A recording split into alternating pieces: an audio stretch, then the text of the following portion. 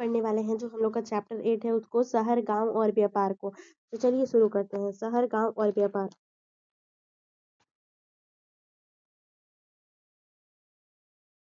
लोहार की दुकान पर प्रभाकर। प्रभाकर लोहारों को काम करते देख रहा था। एक छोटी सी बेंच पर कुल्हाड़ी और हंसिया जैसे कुछ औजार बेचने के लिए रखे गए थे। दूसरी ओर भट्ठी जल रही थी और औजार बनाने के लिए दो लोग लोहे की एक छड़ को गर्म कर उसे पीट रहे थे। प्रभाकर को ये सब बड़ा मजेदार लग रहा था। ठीक है, लोहे की औजार और खेती। लोहे लोहे का प्रयोग आज एक आम बात है ना। लोहे की चीजें हमारी रोजमर्रा की जिंदगी का हिस्सा बन गई है। उपमहाद्वीप में लोहे का प्रयोग लगभग उपमहाद्वीप में लोहे का जो प्रयोग था वो कब चालू हो गया था? तो 3000 साल पहले महापाषाण कब्रों में लोहे के औजार और हथियार बड़ी संख्या में मिले हैं। इनके बारे में हम लोग अध्याय 4 में पढ़ चुके हैं। और करीब 2500 साल पहले मतलब 2500 वर्ष पहले लोहे के औजार बढ़ते उपयोग का प्रमाण मिलता है। इनमें जंगलों को साफ करने के लिए, कुल्हाड़ियों और जुताई के लिए हलों के फाल शामिल है। और हमने चैप्टर जो 5 है उसमें भी पढ़ा था कि लोहे के फाल का इस्तेमाल कृषि का जो उत्पादन था वो बढ़ गया था। ठीक है। समृद्ध गांव के बिना राजाओं तथा उनके राज्यों का बने रहना मुश्किल था। जिस तरह कृषि के विकास में नए औजार तथा रोपाई चैप्टर 5 में हमने पढ़ा था महत्वपूर्ण कदम थे, उसी तरह सिंचाई भी काफी उपयोगी साबित हुई। उस समय सिंचाई के लिए नहरें, कुएं, तालाब तथा कृत्रिम जलाशय बनाए गए थे। यहाँ पे आपको ये दिख सकते हैं, ये जो उस टाइम के मेटल है। औजारों की सूची। इन चित्रों के नाम चुनो। हंसिया, कुल्हाड़ी, संडसी। लोहे की एक ऐसी 5 चीजों की सूची बनाओ जिनका प्रयोग तुम रोज करते हो। तो कैंची, चाकू, छुरी, ये सारी चीज। ठीक है, तो ये हो गया। इस चार्ट में आए परिवर्तन दिखाए जाते हैं कि खाली स्थानों में सही वाक्यों को भरना है। ठीक है। लोगों के द्वारा परिश्रम किया गया, ये छोटी बच्चों के लिए। किसानों को लाभ मिला क्योंकि अब उत्पादन भी किसान कर लेते हैं। छोटी छोटी चीजें बच्चों के लिए। चलिए अब बात करते हैं। गांव में कौन रहते थे? इस उपमहाद्वीप के लक्ष्य दक्षिणी तथा उत्तर हिस्सों के अधिकांश गांवों में कम से कम 3 तरह के लोग रहते थे। तमिल क्षेत्र में बड़े भूस्वामी का वेलवाला, साधारण हलवाहों को उड़वीर और भूमिहीन मजदूर दास कैसडियर और आदिमाई कहलाते थे। देश के उत्तरी हिस्से में गांव का प्रधान व्यक्तित्व ग्राम भोजक कहलाता था। अक्सर एक ही परिवार के लोग इस पद पर कई पीढ़ियों तक बने रहते थे, यानी कि यह पद आनुवंशिक था। ग्राम भोजक के पद पर आमतौर पर गांव का सबसे बड़ा भूस्वामी होता था। साधारणतः इनकी जमीन पर इनके दास और मजदूर काम करते थे। इसके अतिरिक्त प्रभावशाली होने के कारण प्रायः राजा भी कर वसूलने का काम इन्हें ही सौंप देते थे। ये न्यायाधीश का और कभी कभी पुलिस का भी काम करते थे। ग्राम भोजकों के अलावा अन्य स्वतंत्र कृषक भी होते थे जिन्हें गृहपति कहते थे। इनमें ज्यादातर छोटे किसान ही होते थे। इसके अतिरिक्त कुछ ऐसे स्त्री पुरुष थे जिनके पास अपनी जमीन नहीं होती थी। इनमें दास कर्मकार आते थे जिन्हें दूसरों की जमीन पर काम करके अपनी जीविका चलानी चलानी पड़ती थी। अधिकांशतः गांव में लोहार, कुम्हार, बढ़ई तथा बुनकर जैसे कुछ शिल्पकार भी होते थे। ठीक है। अब क्या है? प्राचीनतम तमिल रचनाएं। ठीक है। तमिल की प्राचीनतम रचनाओं को संगम साहित्य कहते हैं। इनकी रचना करीब 2300 साल पहले की गई थी। इन्हें संगम इसलिए कहा जाता है क्योंकि मदुरै मानचित्र सेन में की कवियों को सम्मेलन में इनका संकलन किया गया था। गांव में रहने वाले जिन तमिलों को नाम से उल्लेख किया जाता था वे संगम साहित्य में पाए गए हैं। ठीक है। आहत सिक्के। आहत सिक्के सामान्यतः आयतकार और कभी अ, वर्गाकार या गोल होते थे। या तो धातु की चादर को काट कर या धातु के चपटे गोलिकाओं से बनाए जाते थे। इन सिक्कों पर कुछ लिखा हुआ नहीं होता था बल्कि इन पर कुछ नन्हे ठप्पे से बनाए जाते थे। यहाँ पे आप फोटो में देख सकते हैं, ये ठप्पे से कुछ लिखा हुआ है। किस तरीके से यहाँ पे ठप्पा जैसा बनाया हुआ है, तो उसी का जिक्र है। ठप्पे से बनाए होते थे, इसलिए ये आहत सिक्के कहलाते थे। ये सिक्के उपमहाद्वीप के लगभग अधिकांश हिस्सों में पाए जाते थे और ईसा की आरंभिक सदियों तक ये प्रचलन में रहे। ठीक है। पुरातात्विक को इस युग के हजारों सिक्के मिले। सबसे पुराने आहत सिक्के थे जो करीब आज के कितने जो करीब 500 साल चले और इसका चित्र नीचे दिया गया है। चांदी या तांबे के सिक्कों पर विभिन्न आकृतियों को আহিत कर बनाए जाने के कारण इन्हें आहत सिक्का कहा जाता था। ठीक है। विनिमय के अन्य साधन। संगम साहित्य की इस छोटी सी कविता को पढ़ो। ठीक है। खेतों के सफेद धान गाड़ियों पर लादे, खेतों के सफेद धान गाड़ियों पर लादे जा रहे हैं। नमक के लिए लंबे लंबे रास्ते, चांदनी सी सफेद रेत पर परिवारों को समेटे, कहीं पीछे छूट न जाए। शहरों से नमक के सौदागरों के यूं चले जाने से सिर्फ सन्नाटा रह जाता है। समुद्र के किनारे नमक का बहुत ज्यादा उत्पादन होता था। व्यापारी किस चीज का विनिमय करते हैं कि यहाँ पे दिखाई दे रहा है कि नमक के लिए, नमक का यहाँ पर खेतों में से नमक था और धान चावल ये सब कटी है ना। अनेक गतिविधियों के केंद्र, अब हम लोग जानेंगे अनेक अक्सर नगर कई कारणों से महत्वपूर्ण हो जाते हैं। उदाहरण के लिए मथुरा, ठीक है, साल 2500 साल से भी ज्यादा समय से एक महत्वपूर्ण नगर रहा, क्योंकि यह यातायात और व्यापार के दो मुख्य रास्तों पर स्थित था। इनमें से एक रास्ता उत्तर पश्चिम से पूरब की ओर, दूसरा उत्तर से दक्षिण की ओर जाने वाला था। शहरों के बीच और किलेबंदी थी और इसमें से अनेक मंदिर थे। आसपास के किसानों तथा पशुपालक शहर में रहने वालों के लिए भोजन जुटाते थे। मथुरा बेहतरीन मूर्तियां बनाने का केंद्र था। लगभग 2000 साल पहले मथुरा कुषाणों की दूसरी राजधानी बनी। इसके बारे में आप आगे पढ़ेंगे कि मथुरा एक धार्मिक केंद्र भी रहा। यहाँ बौद्ध विहार और जैन मंदिर हैं। यह कृष्ण भक्ति का एक महत्वपूर्ण केंद्र था। ये क्या था? तो ये कृष्ण भक्ति का एक बहुत ही ज्यादा महत्वपूर्ण केंद्र था मथुरा, अभी भी है जो कि मथुरा में प्रस्तर खंडों तथा मूर्तियों पर अनेक अभिलेख मिले हैं। आमतौर पर ये संक्षिप्त अभिलेख जो स्त्रियों तथा पुरुषों द्वारा मठों या मंदिरों को दिए जाने वाले दान का उल्लेख करते हैं। प्रायः शहर के राजा, रानी, अधिकारी, व्यापारी तथा शिल्पकार इस प्रकार के दान करते थे। उदाहरण के लिए मथुरा के अभिलेखों में सुनारों, लोहारों, बुनकरों और टोकरी बुनने वाले, माला बनाने वाले और इत्र बनाने वालों का उल्लेख मिलता है। मथुरा के लोगों के व्यवसाय की एक सूचना, क्योंकि वहां पर व्यापार, आज भी भक्ति लोग हैं तो लोग मिष्ठान बनाने वाले, फूल बनाने वाले, इत्र बनाने वाले सभी तरह के लोग रहते हैं ना। अब हम लोग बात करते हैं किसके बारे में, शिल्प तथा शिल्पकार। पूरा स्थलों के से शिल्प के नमूने मिले हैं। इनमें मिट्टी के बहुत ही पतले और सुंदर बर्तन मिले हैं, जिन्हें उत्तरी काल चमकीले पात्र कहा जाता था, क्योंकि ये ज्यादातर उपमहाद्वीप के उत्तरी भाग में मिले हैं। ध्यान रहे कि अन्य दूसरे शिल्पों के अवशेष नहीं बचे होंगे। जैसा कि विभिन्न ग्रंथों से हमें पता चलता है कि कपड़ों का उत्पादन बहुत महत्वपूर्ण था। उत्तर में वाराणसी और दक्षिण में मदुरै इसके प्रसिद्ध केंद्र थे। यहाँ स्त्री पुरुष दोनों काम करते थे।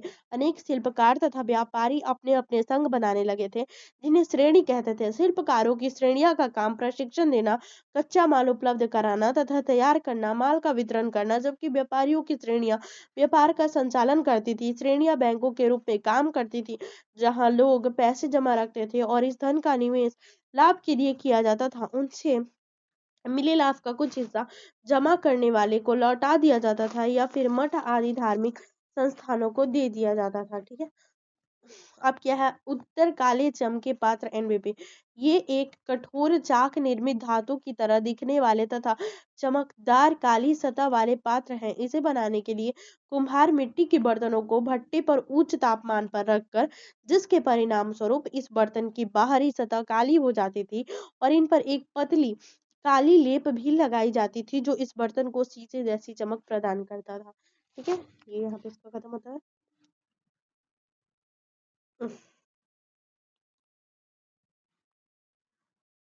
नेक्स्ट है हमारा सूत कातने और बुनने के नियम। ये नियम अर्थशास्त्र के हैं। अध्याय 7 में अर्थशास्त्र का उल्लेख किया गया था। इसमें वर्णन किया गया था कि किस प्रकार एक विशेष पदाधिकारी की देखरेख में कारखानों की सूत की कताई और बुनाई की जाती थी।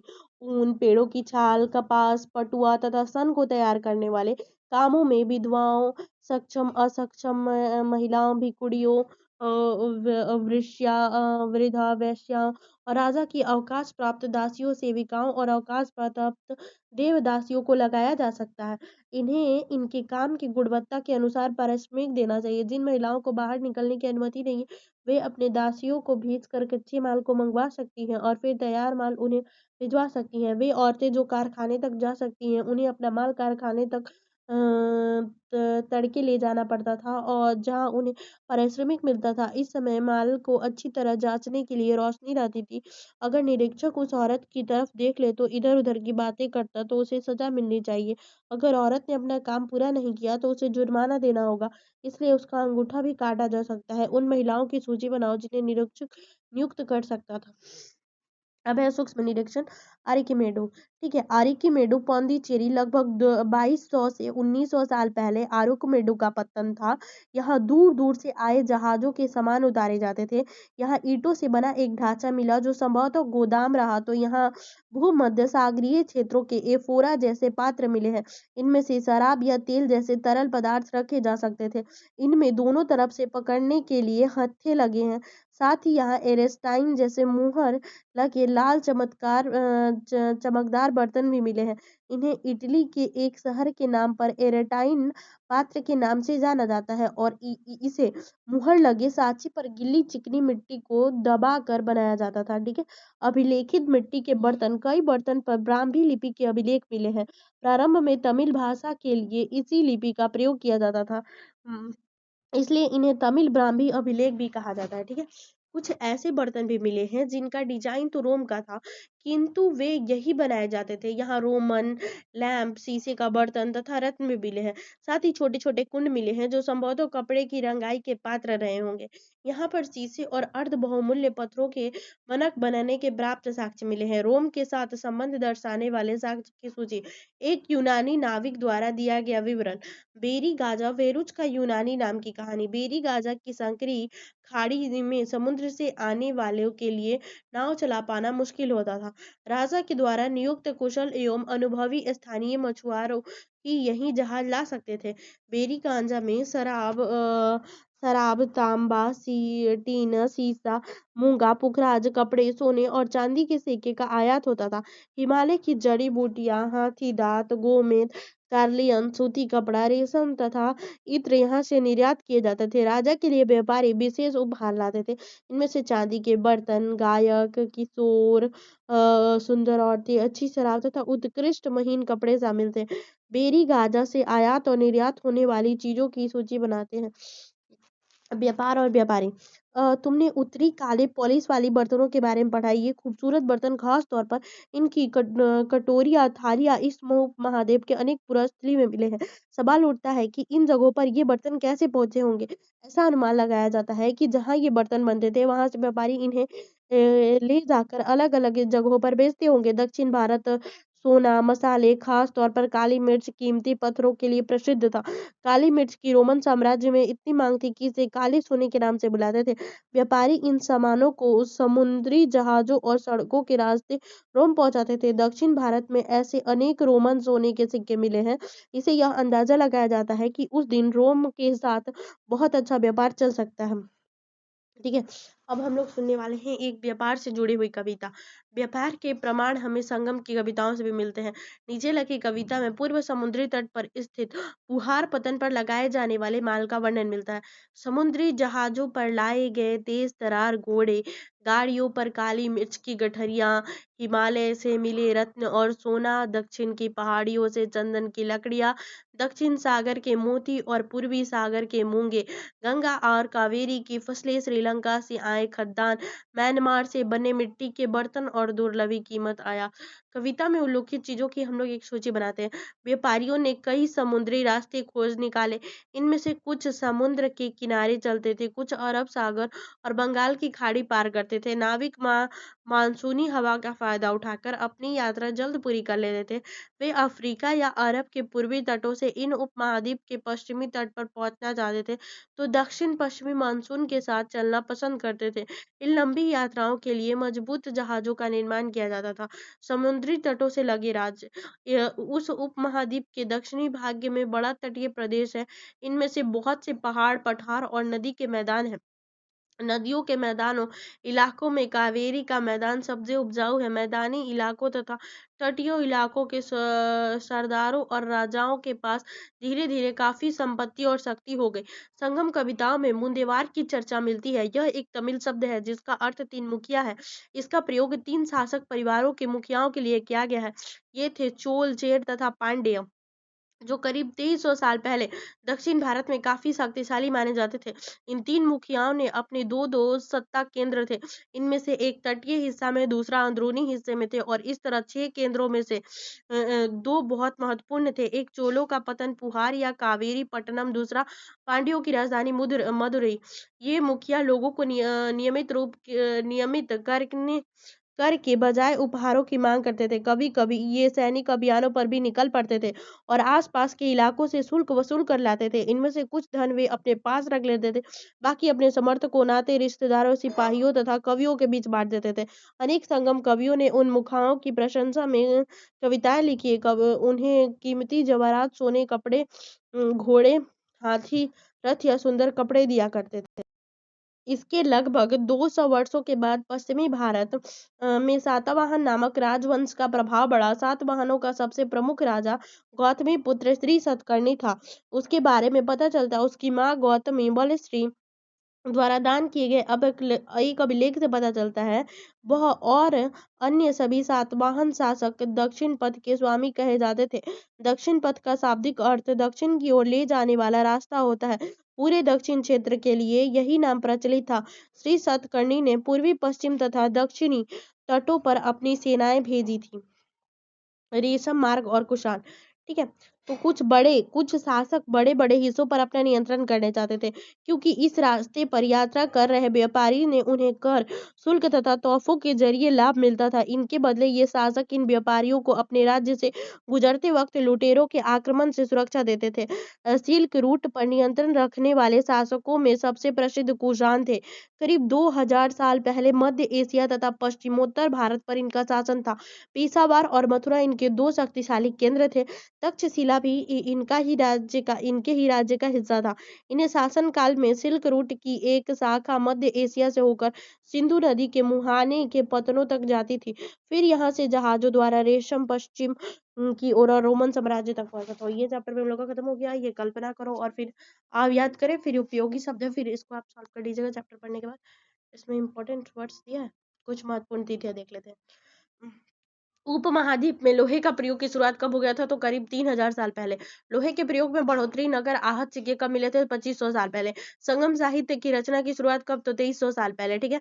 अरुकमेडु का पतन कब हो गया था? तो करीब 2200 से लेकर के 1900 साल पहले। रेशम बनाने कला की खोज लगभग तो 7000 साल पहले। चोल, चेर तथा पांड लगभग 2300 साल पूर्व। रोमन साम्राज्य में रेशम की बढ़ती मांग तो लगभग 2000 साल पहले। कुषाण शासक कनिष्क लगभग 1900 साल पहले। फासियन का भारत आगमन लगभग 1600 साल पहले। स्वेन सत्सांग की भारत यात्रा, अपार की शिव स्तुति की रचना लगभग 14 साल पहले। तो ये हो गया इंपॉर्टेंट फैक्ट भी खत्म। इस चैप्टर पे हम लोग का एंड हो जाता है। लाइक से